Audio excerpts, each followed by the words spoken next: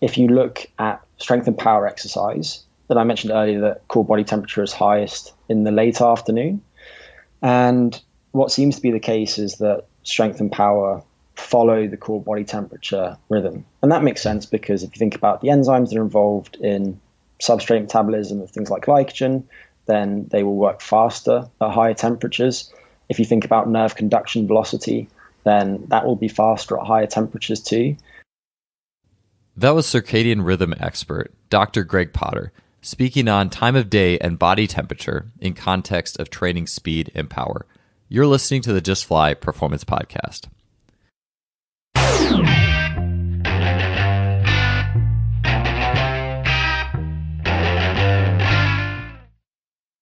Today's episode is brought to you by our longtime sponsor, Simply Faster.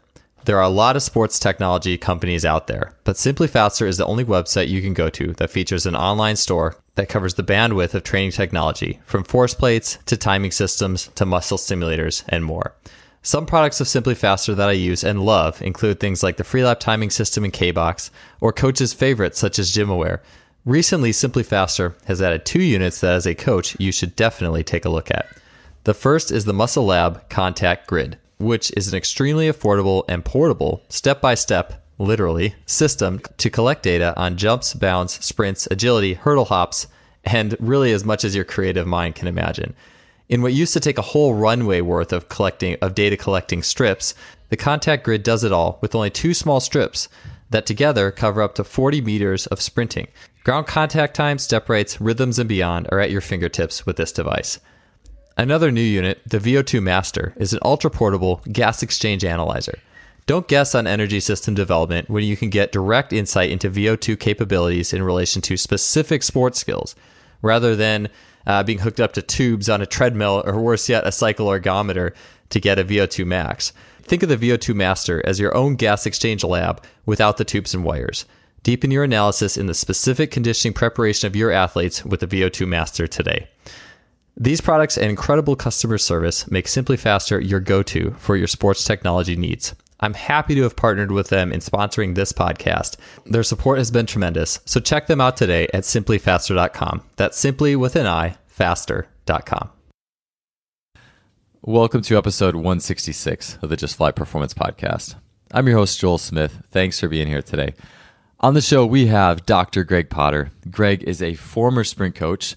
Many of you may remember back on justflysports.com 4 to 5 years ago, before the podcast, Greg wrote some fantastic Q&A answers to some sprint questions I asked him. He's had a lot of success formerly on the university level as a sprint coach. He wrote an awesome and extensive piece for Brett Contreras' website about sprint coaching.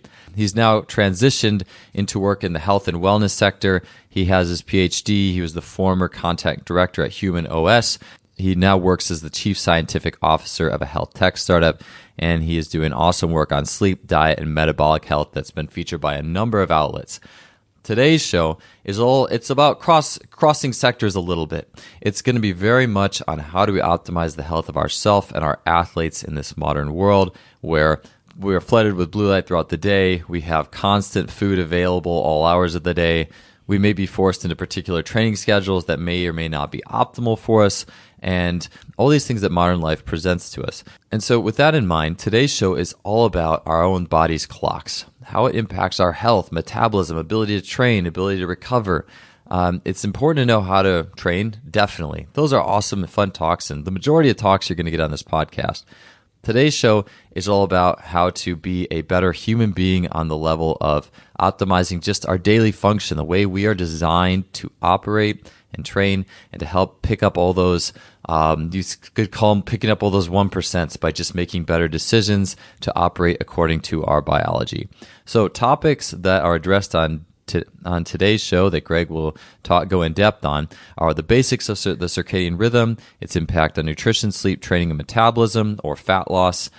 Greg also gives plenty of tips and ideas on how to optimize our lives based on our own circadian rhythms. Just good, solid, practical advice on how to get the most out of your daily life and well-being based on our body clocks, whether you're a coach, athlete, or you just want to learn more about your own body, how it works, and how to live and recover just a little bit better, this is an awesome show. So again, it's amazing to have a former sprint coach with so much knowledge who now is doing awesome work as a PhD in the world of just human wellness. And these are topics we all can use to grow a little bit better in our own daily practice. That being said, let's get on to episode 166 of the Just Fly Performance Podcast with Greg Potter.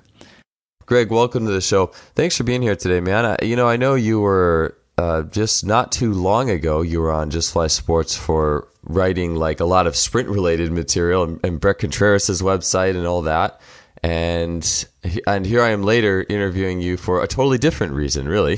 Could you talk about a little bit about that transition in your life to what you're doing now? Yeah, so I think that I wrote that article for you shortly after my undergrad. And I did my undergrad in exercise science, specializing in exercise physiology at Loughborough University. And while I was there, I worked as a sprints coach and continued that work 1 year after during my master's degree, which was also in exercise physiology. And around that time, my focus was largely on nutrition and exercise and how they influence health, but also how they influence physical performance. And along the way, I realized that sleep is very important to health and performance too, as are biological rhythms and circadian rhythms specifically. So I wanted to add that string to my bow so that my understanding of this stuff was more comprehensive and so that I could therefore better help people. But also, I think that at that time, I've been working primarily with athletes and I've been doing some personal training on the side for several years. And also between my 2 degrees in exercise physiology, I worked at the Rugby Football Union for 6 months in the sports medicine department, primarily doing some work related to injury surveillance and concussion specifically. But during that time, I didn't feel like sports performance was quite my calling. And I thought if I'm going to look back on my career and think about the overall impact of it, then maybe I should transition into the general population and studying those people and how some of these factors affect their health. So I therefore did a PhD at the University of Leeds in sleep and circadian rhythms. And that was looking at a variety of different populations, including the general population in the UK and a group of adults at greater risk for developing type 2 diabetes as well. Sure thing. So, first question too. This is probably the most general way to put this, but I know you'll give me a great like practical answer pretty quickly, because I'm sure it could just go on in a lot of different directions. But like, what is circadian rhythms exactly? Like, I know people would hear it and say, okay, it's something to do with like how I function during different times of day. But what is it exactly, and what does it mean to us? Mm-hmm. If we take a step back and think about our evolution, then we evolved on the planet, and on our planet, there's a 24-hour day. So there's a repeating light-dark cycle every 24 hours. And for us to thrive in this environment, we needed some sort of biological timekeeping mechanisms that could anticipate and adapt to changes in the light-dark cycle and some of the accompanying changes, temperature, for example. So we evolved these biological clocks. I'm using the word clocks in inverted commas. And what these do is produce rhythmic biological outputs. For example, the sleep-wake cycle, which recurs every 24 hours, or the 24-hour rhythm in core body temperature. And the purpose of this is to optimize our bodies according to time of day. So for we, as humans, we need to be physically active to get food during the daytime because we're diurnal or daytime active animals. And at nighttime, we need to rest and recover from all of the burden that physical activity places upon our bodies. So one of the types of biological rhythms that our biological timekeeping systems produce are these circadian rhythms, which are these rhythmic changes that repeat themselves every 24 hours or so, every 20 to 30 hours perhaps. And an important point is that these rhythms aren't precisely 24 hours. They're typically slightly longer than 24 hours. And for that reason, they need to be reset each day. And the most important time cue in resetting or resynchronizing our biological rhythms with the 24-hour day is the light-dark cycle. And the problem, of course, is that we now live these 24/7 lifestyles in which We have artificial light at night. We spend too much of our time indoors during the daytime. We have round-the-clock food access. And because of all these different factors, we're often behaving in a way which is discordant with our biological rhythms. And that can impair our health and performance. So I know that we're going to focus on performance specifically today.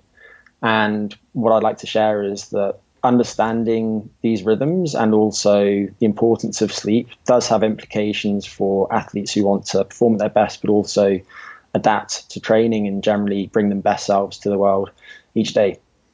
Yeah. And I know you mentioned how, to me, the longer I've been doing this, and really, even outside of coaching athletes, because the population I train primarily is 18 to 22 years old. But the older I get, the more all this stuff in my own training, the more it continually rings true to me. When just the health aspect of it that starts to, if I'm not seeing results or something like that, I think even significantly more than when I was younger, I start to just pay attention to that stuff a lot more. And then I realize how important it is for that population. And so I feel like that's too an area where and the coaching community in general, I think there's so many, we talk about 1%, and I know that you had mentioned that in an article you wrote. I think it was either for Brett or for me, or I'm not sure, but all those little 1% that are there to grab. I think there's so many little 1% to grab on the health side of things, or the sleep side of things, and the way the body times throughout the day, and just or light and things like that. I think that's all really important to the total equation. Mm-hmm. Yeah, absolutely. So in terms of rhythms throughout the day, let's start first. What does that mean for us in eating? And you mentioned, we live in a society where we have constant access to food. This can't be how our ancestors ate, right? It cannot be. So what does that mean to the average person? I guess athletes specifically, but what does that mean for us and our health and our well-being and how we function? Yeah, I think it actually means quite a lot, in short. And there are various reasons to believe that that's the case. So if we think about our bodies, and when the circadian system that regulates our circadian rhythms primes our bodies for certain activities, then our bodies are best set to digest food during the daytime. So if you look, for example, at the immune system, then eating and drinking increases our exposure to many novel pathogens. And interestingly, if you expose other animals, mice, for example, to pathogens during their rest period when they would naturally sleep, then they're much more likely to actually pass away in due course than if you expose them during their active period when they would naturally be feeding and physically active. So we've got these time of day change in the immune system to optimize our immune function during the daytime. But then also various digestive processes are optimized during the day. So for example, the muscular system that pushes food through our digestive tract is more rapid during the daytime than it is during the nighttime. If you look at the number of calories that somebody will burn after eating, it's higher during the biological morning than it is during the biological evening. And I say biological because when we're thinking about things in terms of the circadian system, what we're interested in is when we are engaging in certain activities according to our biological time, not to the clock time. And this is relevant because at one end of the spectrum, we have morning larks, and at the other end of the spectrum, we have night owls. So at a given time of day, these two extremes might be at completely different biological times, if that makes sense. And therefore, when I'm going to speak about this concept of the importance of timing of eating, it's important to consider things relative to the timing of the person's own body. Anyway, to carry on about some specifics, our insulin sensitivity, for example, is higher during the daytime than it is at nighttime.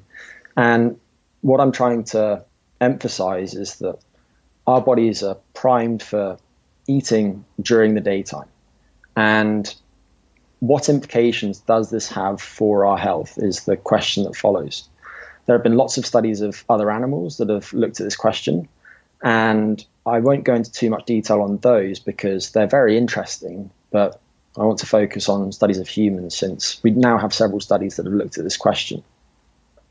And there have been various different cross-sectional studies where researchers will take a snapshot of how people behave in the real world, and they'll look at things like when people eat relative to when they sleep, and nighttime eating, breakfast skipping, and that type of thing. And in general, they tend to report that skipping breakfast associates with negative health outcomes, and eating at nighttime also associates with negative health outcomes. But to actually get at this question, we need experiments in which people change the timing of their food access, and then we follow up their health over time. And in the last few years, there have been several studies that have looked at this concept of time-restricted eating, which is restricting consumption of all calorie-containing items to a period of 12 hours or less each day. And some of the early studies that looked at this involve dividing participants into two groups. One group had normal eating patterns, so if they wanted to, they consumed breakfast, and the other group didn't consume any calories until midday or later.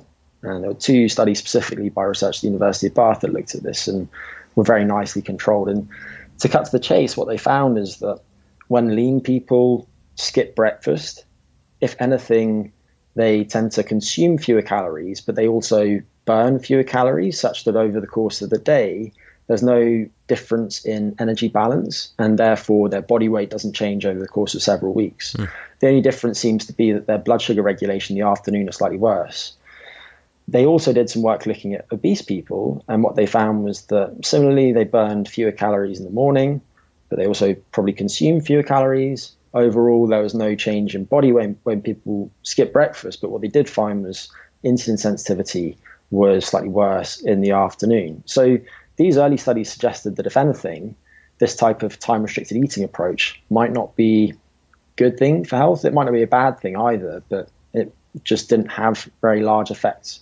More recently, however, there have been several studies that have looked at the consequence of early time-restricted eating.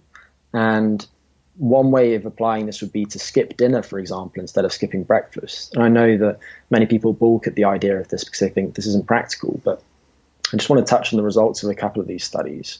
So one of these studies was published last year, and it looked at adult men who have prediabetes. And these men went through two conditions. So in one condition, they spread out 3 meals over 12 hours each day for 5 weeks. And in the other condition, they spread out the exact same three meals each day over a 6-hour period that finished by 3 p.m. So this latter condition was the early time-restricted eating condition. And what they found was that this type of early time-restricted eating led to better insulin sensitivity, which you would anticipate would over time reduce their risk of developing diabetes, but also lower measures of oxidative stress. And oxidative stress is implicated in aging, for example, but better appetite regulation and a very substantial drop in morning blood pressure too.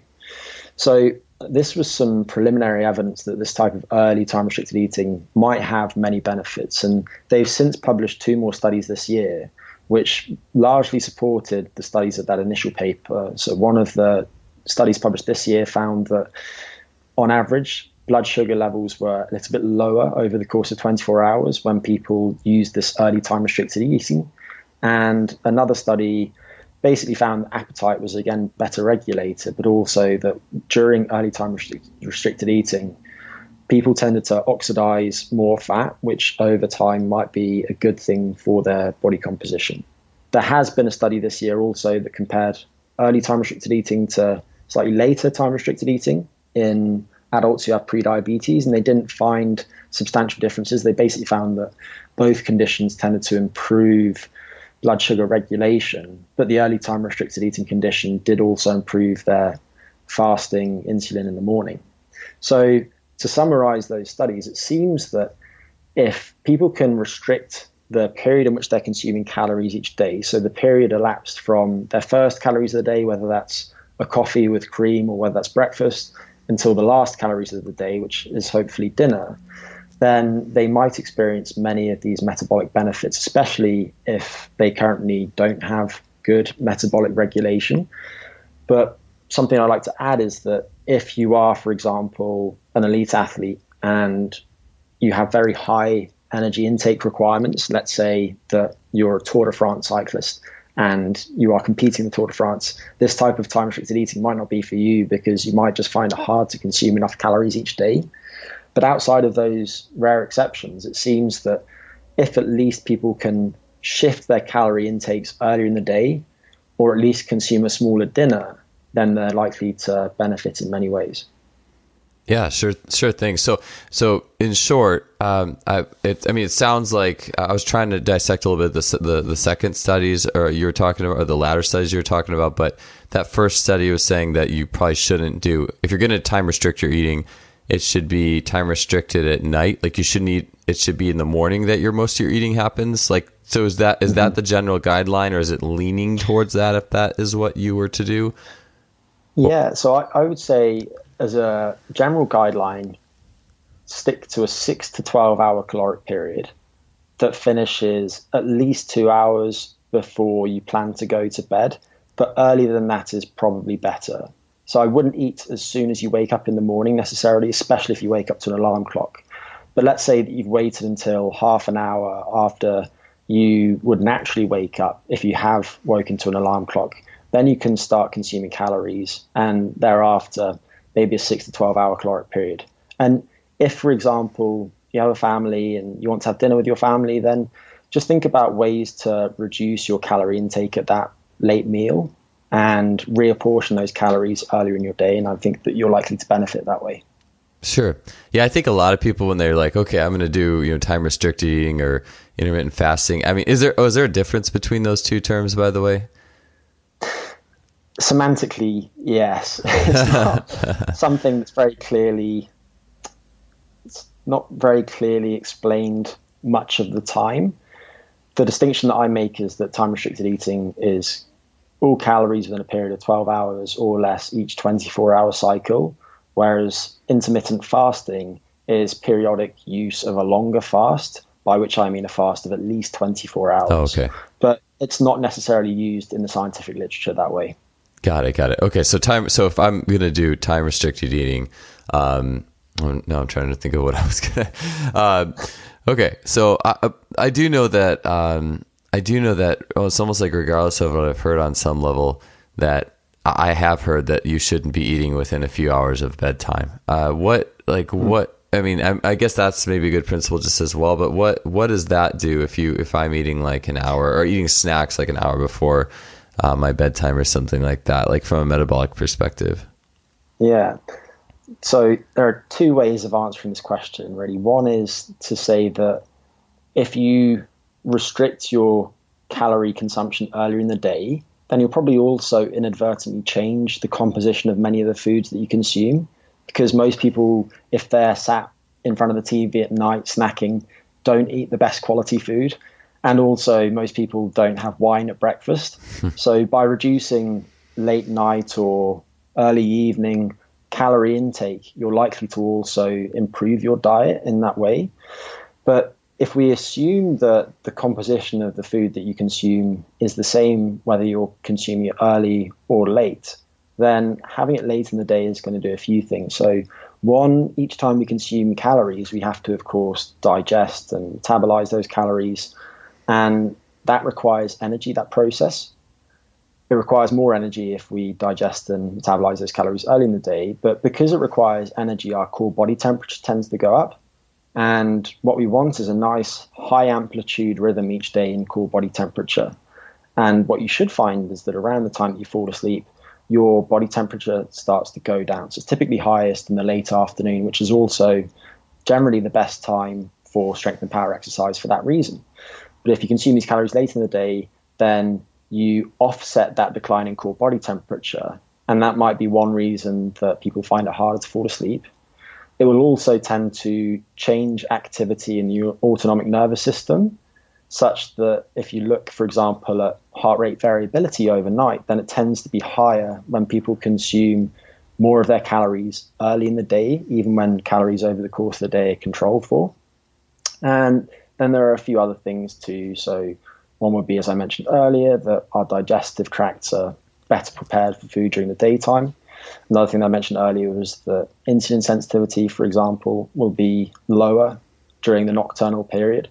And one reason that seems to be the case is that melatonin, which is a hormone that's produced by our brains during darkness, tends to reduce glucose-stimulated insulin secretion. So if you consume lots of carbohydrates late in the day, then your body will have a more sluggish insulin response to those and therefore dispose of them less effectively than earlier.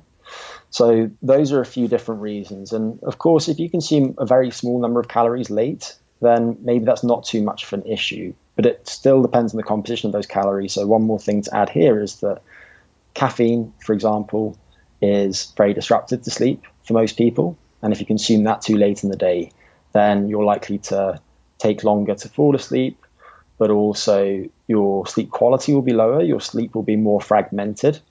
You'll spend perhaps a slightly smaller proportion of your total sleep duration in the deeper stage of sleep, which is particularly restorative for certain tissues. It's when your body produces most of its growth hormone, for instance, which is important to remodeling connective tissues.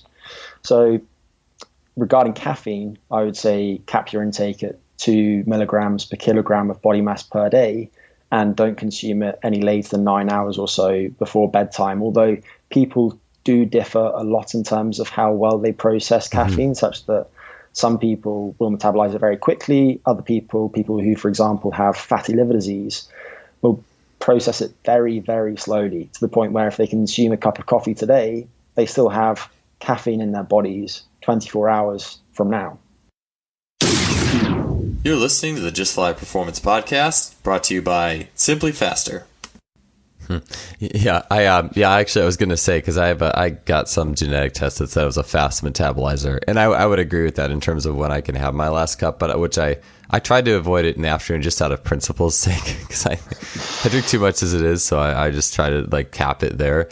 But I was going to, with what you were saying too, like, so and I think this is where it gets important, or I think where the practicality of it. I had a question like for coaches, for an athlete like who has a good existing body composition, like, are there benefits? And then obviously, this is all important in the diabetic and insulin sensitivity, but are there benefits outside of just body composition for this type of stuff? Like you were just mentioning some of the points of sleep, related to sleep, like general health and well-being.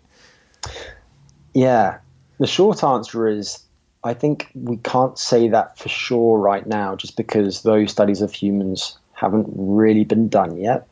But I suspect that is the case for a few different reasons. So I think it's smart to give our digestive tracts a break each 24 hours, for example. So if somebody has digestive issues such as bloating or gas, then this type of time-restricted eating is something that many people find helpful, anecdotally. But then there are some other factors too. So one is the circadian system itself. I mentioned earlier that the light-dark cycle is the most important time cue in synchronizing the clock in our brain, which primarily determines when we fall asleep and sleep until each day. But there are other clocks in our bodies, and all of those other clocks that exist outside of that master clock are called peripheral clocks. And those seem to be primarily set by our food intake each day. And for that reason, it makes sense to somewhat synchronize the patterns of resting and physical activity with our patterns of fasting and eating too. And then there are probably some other benefits as well. But something to add is that much of this is modified by exercise training. And this hasn't been studied directly yet.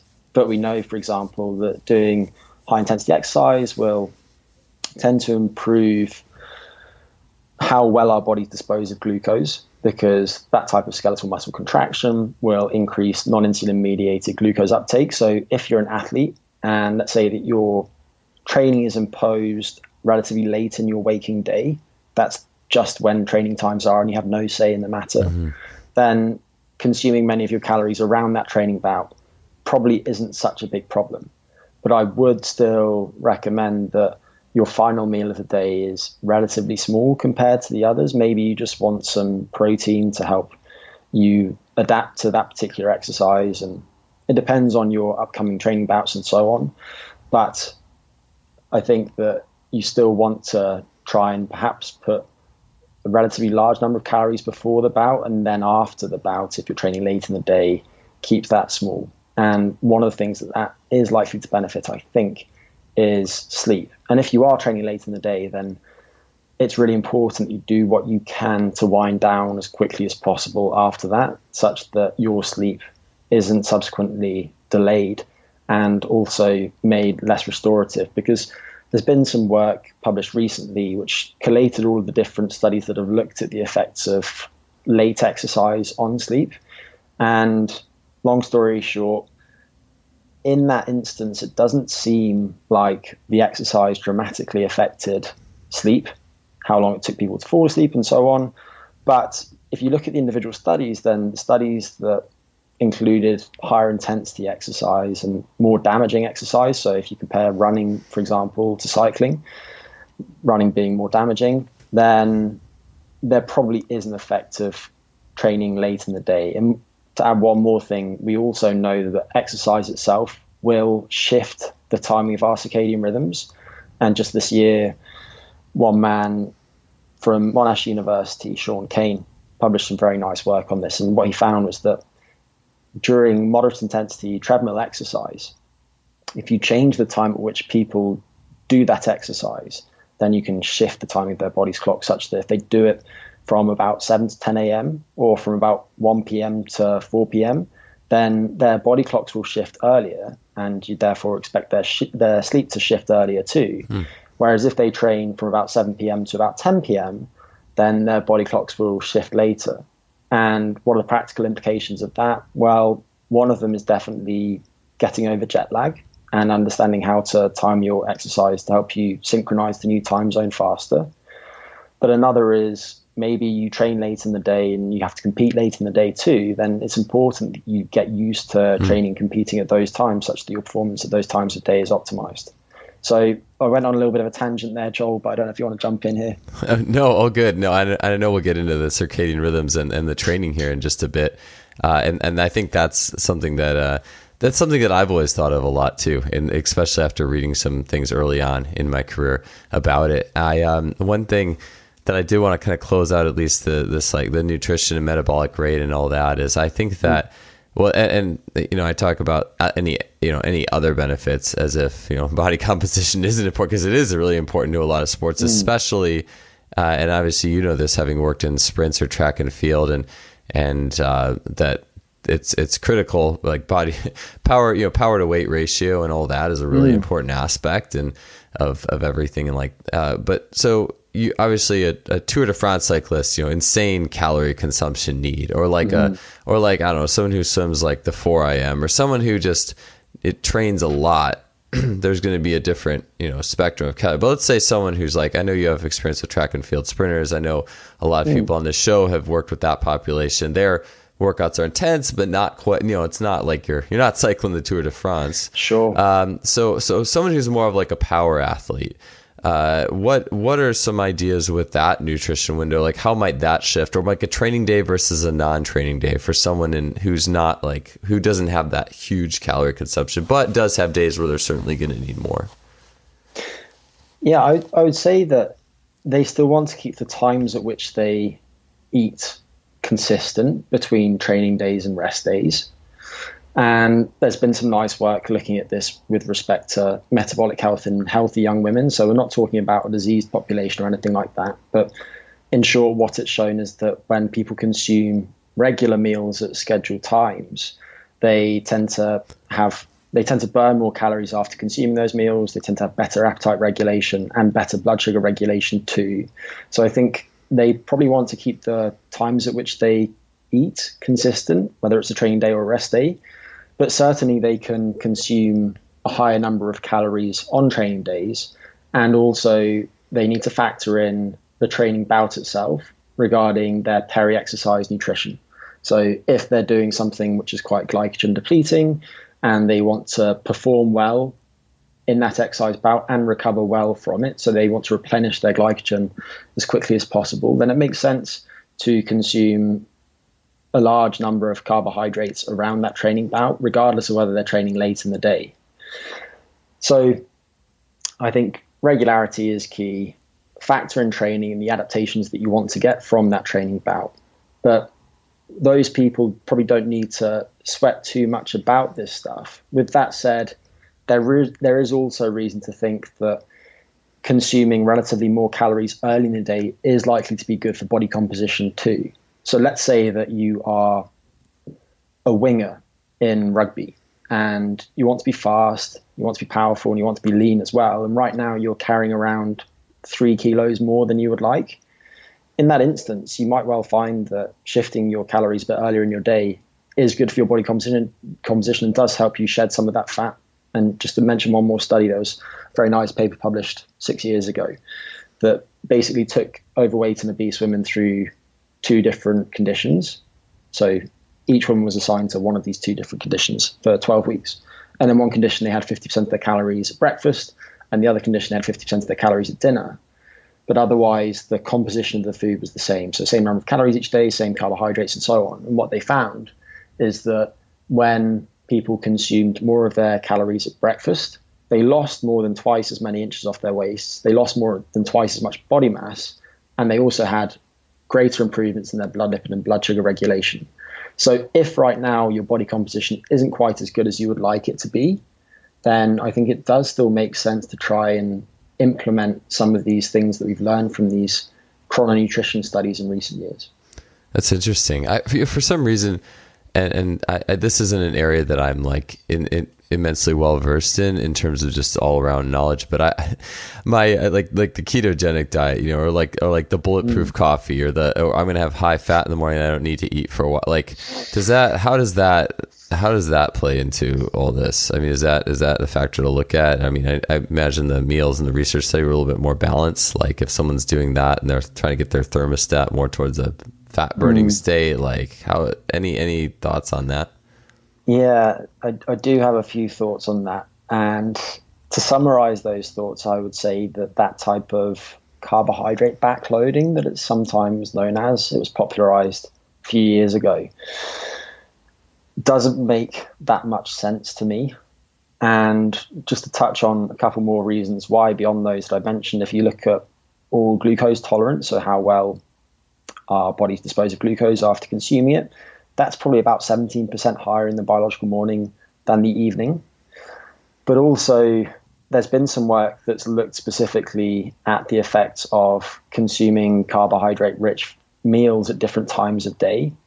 And there haven't been studies that have looked at these types of athletic population necessarily, but certainly in people who have impaired sugar metabolism, large carbohydrate-rich dinners tend to increase blood sugar responses to meals. So blood sugar regulation is worse when people put their carbohydrate-rich meals late in the day versus earlier in the day. And there's a lady at Cambridge, Katharina Kessler, who's done some nice work on that recently.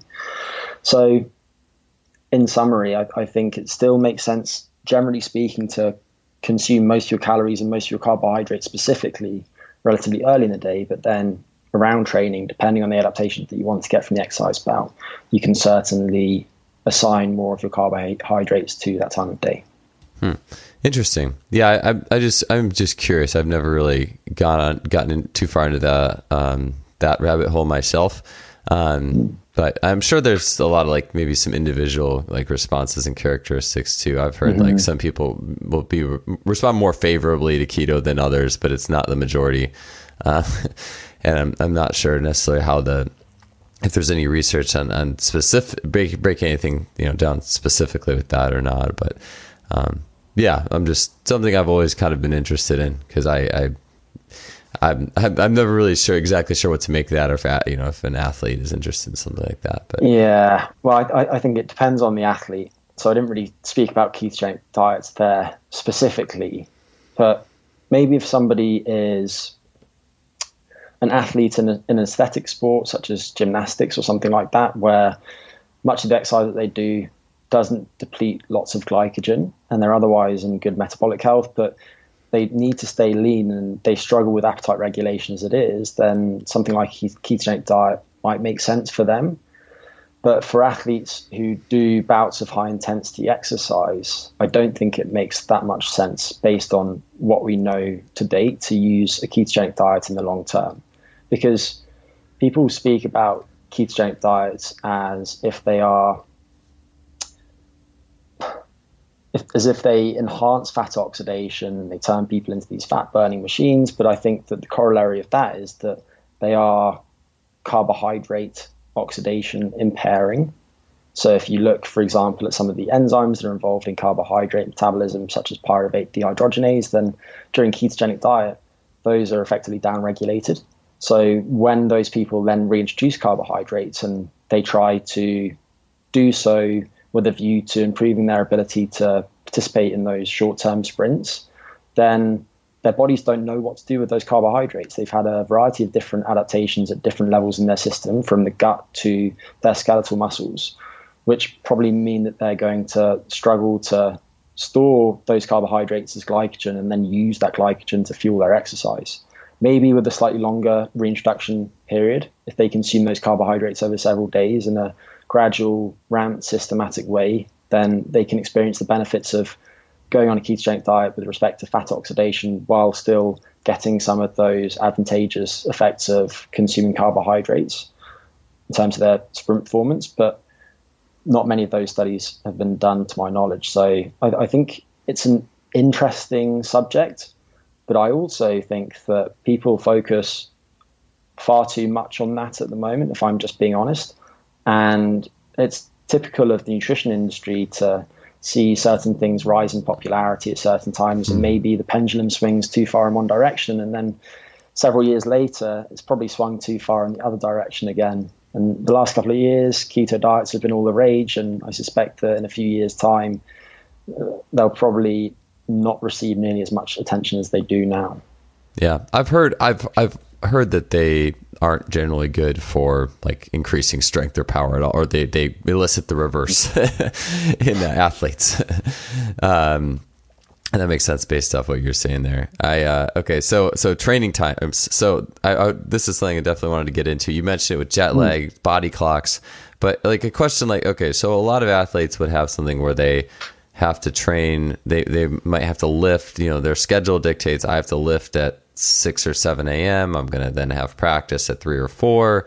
Maybe the lifting has more breakdown than the practice. From you had mentioned, like that was kind of interesting. I never heard that, the difference between like cycling and running, and how much like mechanical damage is being done to the body and timing. But just some general primers, and like athletes who have like 2 workouts in a day, or where do we want to put the bigger like mechanical breakdown stimulus in the day? I know typically like people lift in the morning, like sprint if they're doing both, or run in the afternoon. But thoughts on that? Yeah, so 2 a day has not really been studied well to my knowledge so far, but certainly what I can do is just describe what people have in general found with respect to different types of exercise and the influence of time of day on performance in those exercises. And then based on that, we can try and draw some conclusions about what might make sense for 2 a days. But if you look at strength and power exercise, that I mentioned earlier, that core body temperature is highest in the late afternoon. And what seems to be the case is that strength and power follow the core body temperature rhythm. And that makes sense because if you think about the enzymes that are involved in substrate metabolism of things like glycogen, then they will work faster at higher temperatures. If you think about nerve conduction velocity, then that will be faster at higher temperatures too. The synovial fluid in our joints is more viscous at higher temperatures. Temperature is going to influence the viscoelastic properties of muscle tendon units. Just think about a rubber band. If you heat up that band, then it's going to change its elasticity. But with all of that said, the data do consistently show that strength and power performance is higher in the afternoon. But the question that follows really is whether training at that time of day is going to lead to larger improvements in strength and power over time. And there's one researcher in particular who's done some nice work on this, a Finnish researcher named Keiho Häkkinen. I'm probably butchering the pronunciation of his surname, but with that said, he's done a few different studies and largely looked at men and divided these people into morning or afternoon strength training for a period of several weeks.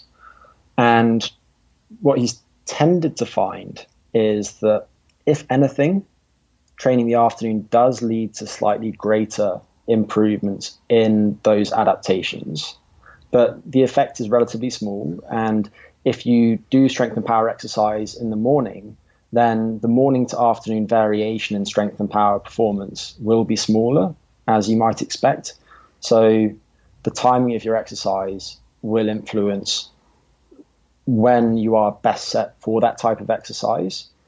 And the reality for many athletes and coaches is that their training times are enforced by scheduling issues and all sorts of different factors. So I think if people have strict control over their schedules and they're training once a day and doing strength and power exercise, then it probably does make sense to train in the late biological afternoon. So maybe for most people, that's about 5 p.m. But of course, that's not necessarily realistic for all people. And then to touch on endurance exercise, the data on this are much more equivocal. And there was a really nice paper published by Christian Kajoken, who's a Swiss researcher this year. And what they did was they compared athletes' VO2 maxes at 6 times a day on different days of the week. And they looked at this diurnal variation in VO2 max. So is VO2 max higher in the morning or lunchtime or afternoon, for example? And interestingly, what they found was that this diurnal variation in VO2 max was more than twice as high as the day-to-day variation in VO2 max. But VO2 max occurred at different times of day in different athletes, which sort of makes sense. And if you think about many endurance events, then perhaps one of the limitations to performance in those events is regulation of core body temperature. So maybe going out and doing those events when your core body temperature is near its peak is suboptimal. And perhaps earlier in the day might be conducive to higher performances, but really with that type of exercise, it seems to be dependent on the individual. So to summarize, I think with respect to training adaptations, strength and power training placed in the afternoon is probably ideal. With respect to endurance exercise, it's less clear. I think if you're doing strength and power training in the morning, then it might make sense to have a longer warm-up before it. And one more thing to mention is team sports. And if you think about the motor skills and so on that are required for success in these sports, then these athletes really need a variety of different biomotor qualities. So think about soccer, and people need to have relatively high cardiorespiratory fitness, but also they need to be quite fast over short periods of time, very agile. Obviously, their coordination is excellent too. And there was some nice work by researchers at Liverpool John Moores Uni in the UK more than a decade ago now. And they looked at performance in a bunch of soccer relevant tasks at different times of day. And in general, it seemed that the optimum was between about 4 p.m. and 8 p.m. because strength and power is higher at that time of day, but also things like dribbling time was higher at 8 p.m. And some measures of accuracy were higher at 4 p.m. than 8 a.m. in the morning.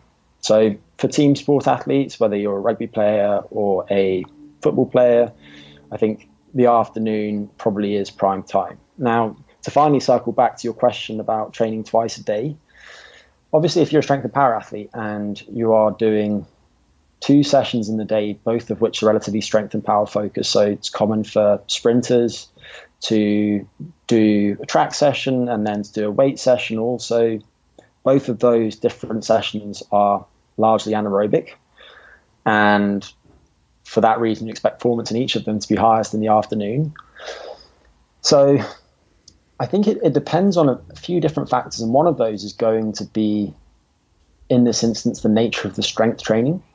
If it's quite high load, high volume strength training, and it's going to be quite damaging, taxing to the central nervous system and peripheral nervous system, then doing that in the morning probably will quite strongly affect your performance in the afternoon. And when I say affect, I mean negatively affect it. So it really depends what you're optimizing for and what you want to be freshest for. But going back to a point I made earlier, I think having a long warm up in the morning makes sense. It's really important to try and maximize recovery between those sessions and twice a day sessions. And you haven't touched on this, but one potential way of doing that, especially for people who are short on sleep, is to have a brief nap around lunchtime. And especially if somebody's been restricting their sleep for a period of time, that seems to improve strength and power performance. That's based on some more work that's been published recently by those same researchers at Liverpool John Moores University. But yeah, it depends on the nature of the session. So I'm sorry not to give you a very clear answer on that. And when I was coaching myself, as in when I was working as a coach myself, I tended to have my athletes sprint first and then lift after, but we never had to have those sprint sessions particularly early in the morning. Certainly there was never any overlap with things like sleep times or anything like that. On the weekends we trained at the earliest time, but that was still 11 a.m. or so. And then a few hours later, the athletes would head to the weight room. So I don't know if you want to pick up on anything in there, Joel. You're listening to the Just Fly Performance Podcast, brought to you by Simply Faster. Yeah, no, that was really good stuff, Greg. It actually made me think a little bit of I used to print out all these, like, I used to have folders full of all this, like, track and field literature, a lot of, like, Russian stuff that came from, like, the Soviet sport press type thing. And I remember one will always stick with me that I read, and it was, like, how they arranged. Basically, it was like if you did 3 sessions a day, because, you know, if it's all you do and you can train whatever you want. Or I think this was for speed power, and it was something like, I know for a fact it was this. The first training session of the day was like a lighter aerobic wake up type thing, like a extended warm up, and then this power session was not until like later in the day. And I think they might have had a cool down session after that or something. But it was that like just like you were saying, like saving the power till later, and the what you are doing in the morning being not very nervous system intensive. And I feel like that kind of fits with, I like doing this like little, like, it's like a tap test where you tap your finger into the screen as many times as you can in 10 seconds. There's the space bar 5 seconds. And I know I'll always gain like a tap or two as the day goes on. And I actually had a team switch. Their summer lifting time was 7 a.m. and now their fall lifting time is now at 3 to 4. So I'm actually, and we've been doing the tap test, and so now I'm going to go and see how that impacted everyone's average score. It'll be really interesting. I don't know if I had enough data. We only collected for 5-6 sessions, but so I don't know if the statistical power will be. Yeah, there have been studies looking at things like finger tapping and also reaction times, and they are consistently higher in the biological afternoon. So that makes sense. Again, it largely follows core body temperature, actually. Yeah. Interesting. So I wonder, like correlation isn't causation, but I wonder how closely like the tap test is also related to core body temperature. I mean, I know temperature is important for performance. I remember I did a podcast with Anthony Blazevich about a year and a half ago, and he was just talking how like temperature is really the most important aspect of the warm up. Like that is the single most important adaptation or part of it all that gets you ready to be better. And so, I mean, maybe it would make sense. Yeah, it's funny actually. I remember one of the athletes that I used to coach lamented me for having him keep on as many clothes as possible until as close to the gun went off as possible. And there was some great footage of him competing at the Nationals in the under 23s, and he was there on the starting line on one of the hottest days of the year wearing this massive coat. And he ran a PB. So that's awesome. He said, "Greg, I hate you, but at the same time, I think there's something to this." Yeah. It almost makes you think about maybe possibilities for colder climate sprinters. I mean, obviously here in the States, the fastest 3 states are also the sunniest ones for the most part, and obviously Jamaicans and all that stuff is, I feel like if you don't have that, at the least, I mean, you don't get the sunlight as much, but at the least, maybe you can capture that temperature by just packing on the layers and having that be a regular part of your practice. And it's probably good for things like injury too. And I know that you will have covered this on your podcast before, but obviously there's been plenty of work looking at things like heated leggings and performance in strength and power exercise. I think that's something that the GB cycling team has used over the years to improve their performance in short cycling sprints and track cycling. So there's plenty of evidence to show the benefits of that type of approach. And certainly for injury risk too, it makes lots of sense. if you're a strength and power athlete, to keep your core body temperature high around sessions. Yeah, that's good stuff. And I like how that fits into some of the things that have been on the podcast before and how things always come together. So we don't have a lot of time left, but I really did want to cover two things. Hopefully we can, hopefully you have enough time here to explain them to their due at least. And I know if nothing else, some practical applications, but the two things I really wanted to pick your brain on before we are done was chronotypes or sleep types, and then artificial light, because I think those are both two things. And the artificial light one, I think, is probably maybe the bigger one with what modern athletes deal with on some levels, at least for us to be able to quickly be like, oh yeah, of course, right? But could you maybe just briefly touch on different sleep types and what that means for athletes, or what we say to athletes, or if there's any help that we can steer them towards, because we all know sleep's important, obviously, or critical. And how do we navigate different sleep types and responses there? Yeah, you mentioned chronotype there, and just to define what that is, the scientific definition is something like the differences between people in the expression of behaviors that are regulated by the circadian system. And one of those, of course, is the sleep-wake cycle. And we therefore have this large different spectrum of people, from the morning larks to the night owls. And in the modern environment, the difference in the timing of those people is very large. Whereas if you take people and you place them into more natural conditions that are reminiscent of those in which our forebears evolved, then the differences between people become much smaller. Have people go camping for a period of several days, for example, and the person who went to bed earliest at the start will still go to bed earlier than the others, but the difference between that earliest person and the latest person will be much smaller. So much of that is a product of our modern environments, and as you mentioned, things like exposure to artificial light, but also insufficient light during the daytime from natural sources, namely the sun.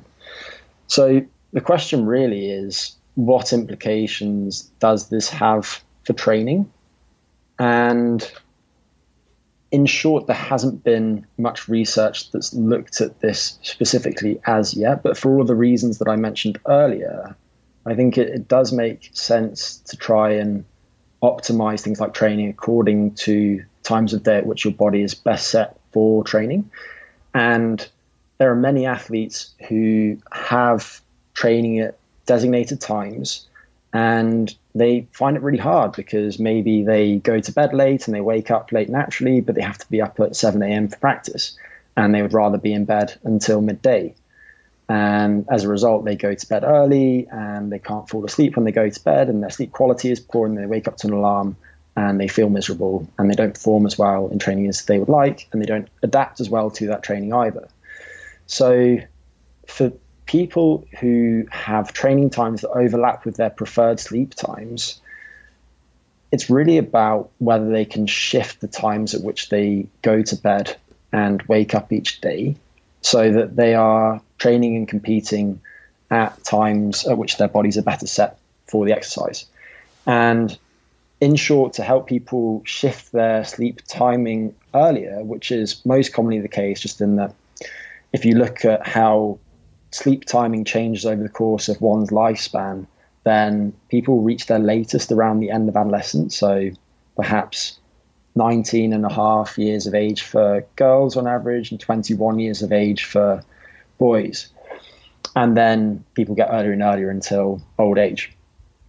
So they therefore often have to conform to times of day that are imposed by horrible coaches like you, Joel. Yeah, and 5:30 a.m. workouts.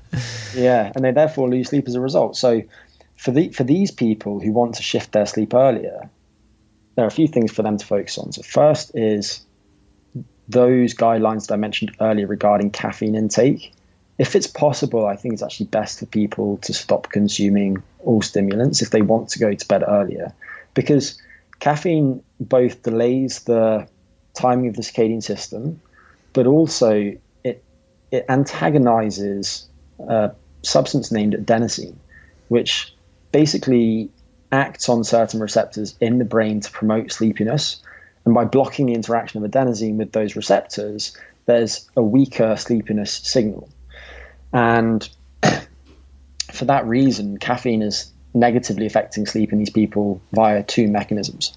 So if people can cut their stimulants entirely or otherwise reduce their stimulants, maybe they start consuming decaf coffee later in the day, for example, or maybe they are just more stringent with their caffeine timing, then that's going to be a good thing. But the most important thing really is to focus on patterns of light exposure. And if these people can expose themselves to more light within 2 hours or so of waking up, then that's going to help them shift their clocks earlier. The best type of light at this time would be daylight, because the intensity of light that you're exposed to outdoors on a sunny day at midday can be something like 300 times higher than the intensity of light that you will get indoors at the same time in a normally lit room. So the difference is enormous. It's just that the human visual system isn't very good at picking up on that. If they can't go outside at those times of day, then one strategy they can use is to use a light therapy lamp. And there are lots of these are available on websites like Amazon, but you want to pick one that emits at least 10,000 lux. Lux is the unit of light intensity. And perhaps these athletes could have one of those somewhere in their flats or wherever they're living, and use those at this time for at least 30 minutes and stay close to the lamp at that time too. And that will help start to shift the central clock in the brain in these athletes earlier. And then the corollary to this is that at night, these people need to systematically reduce their exposure to light within about 2 to 4 hours of their planned bedtime. And that can entail a few different things, but obvious ones are dimming the lights if you have dimmers, turning off some lights indoors if you don't have dimmers. If you use a laptop, you can use f.lux or iris. If you use an iPhone, you can use night shift mode. If you use an Android phone, you can use Twilight. All these different apps will draw blue wavelength light specifically out of your device screens. And that's important because it's the blue wavelengths of light that most strongly affect the timing of the circadian system. But also, if you can, you want to reduce the brightness settings on these devices at this time too. And then otherwise, these people want to ensure that they are in a relaxed frame of mind shortly before sleep to help them fall asleep. So guidance really relates to caffeine consumption and then also modifying patterns of light exposure. And for people who need to shift their sleep in the opposite direction, let's say that you're a boxer and you are competing at midnight, thereabouts. And as the fight approaches, you're starting to train closer and closer to that time. That's going to help you shift your body's clock later. But also, you will want to reduce your exposure to light in the morning.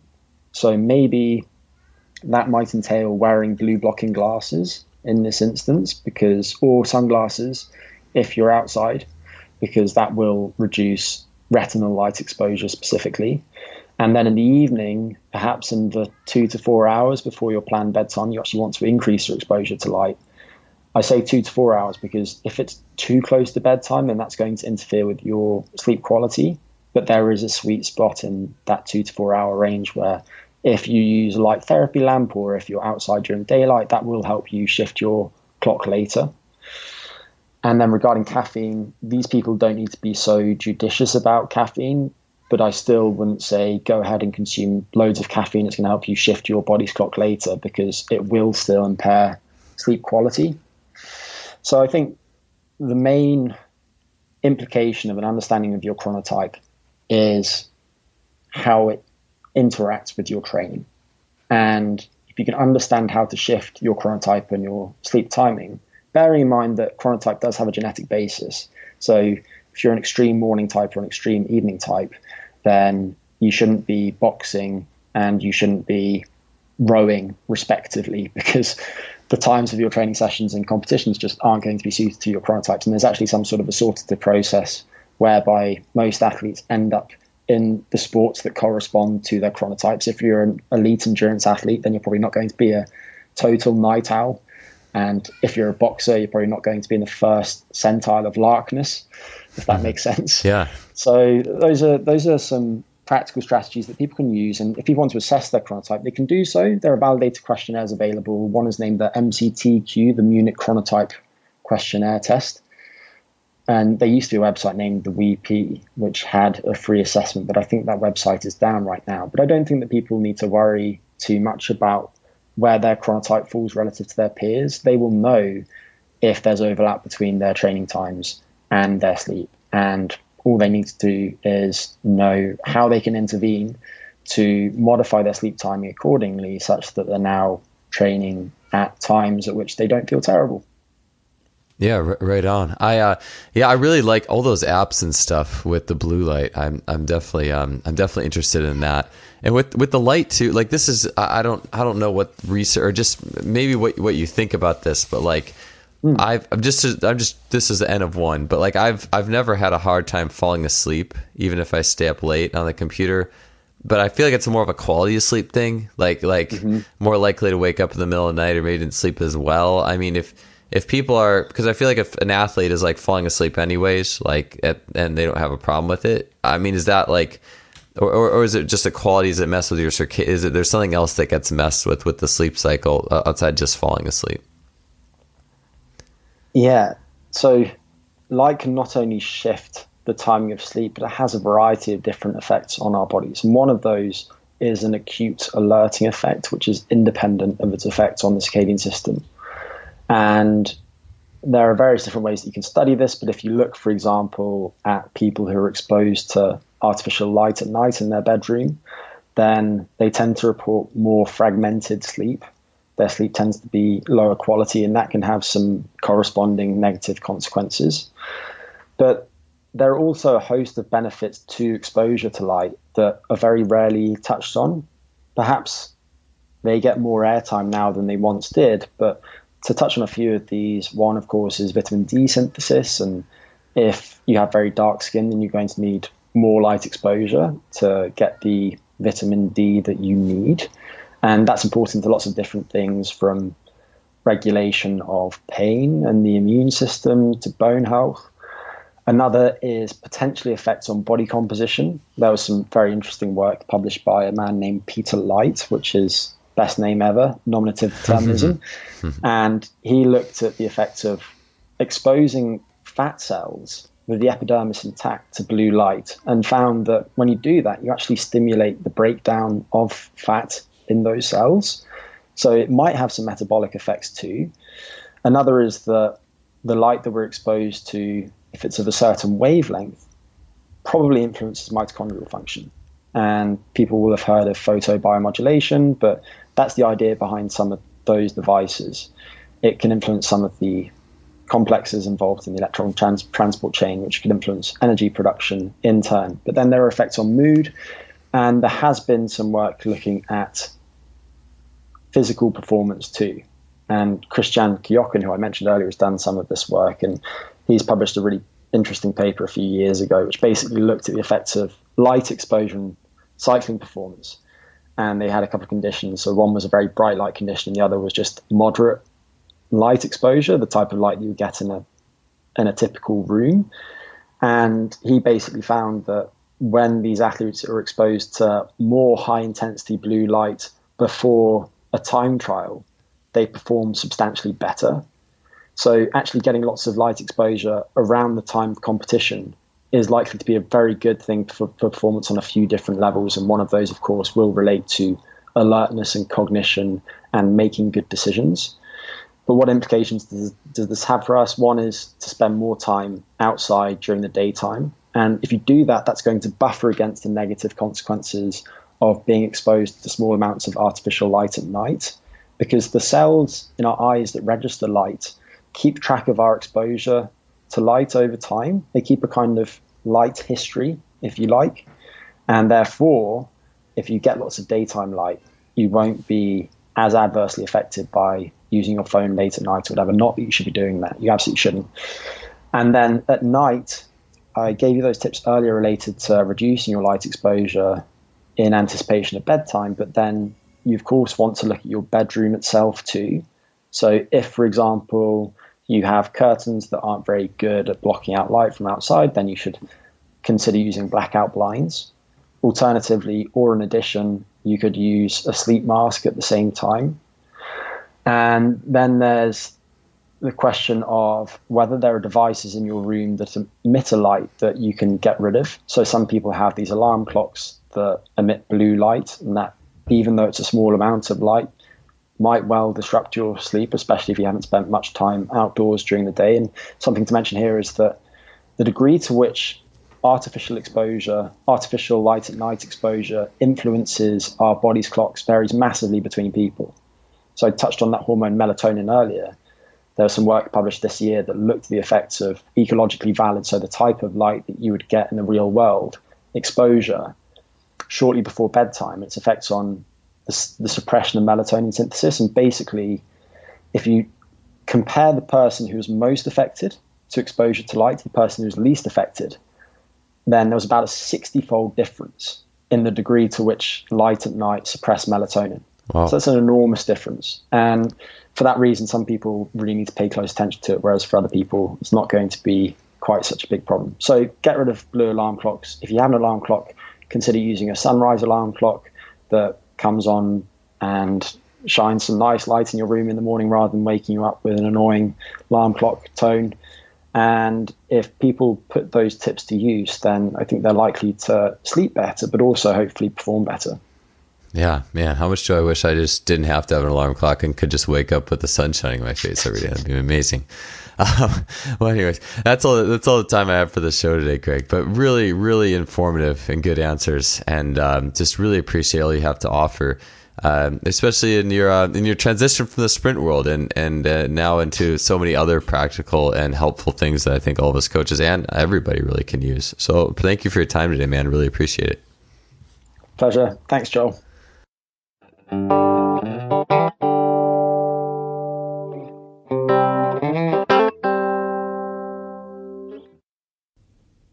All right. That does it for another show. Thanks for being here today. Appreciate you guys listening. So much fun to add all these diverse topics and all these sectors of human performance. And that's an important one because it's awesome to talk about training and turnover relief in detail and try to find all these new ends of the spectrum. But we can't ignore how we are meant to operate as humans and how that impacts our ability to recover from the training we do. I hope you enjoyed that show. I loved it. If you enjoyed this show as well, this podcast, what we're doing, you could totally help us out by leaving us a rating review on iTunes. Would definitely appreciate that. Finally, our sponsor, simplyfaster.com, suppliers of high-end training technology. Great blog, great store. We appreciate them and what they do. So support them and visit their website at simplyfaster.com. All right, signing off for this week. We'll see you guys next Thursday for another episode. Have a good one.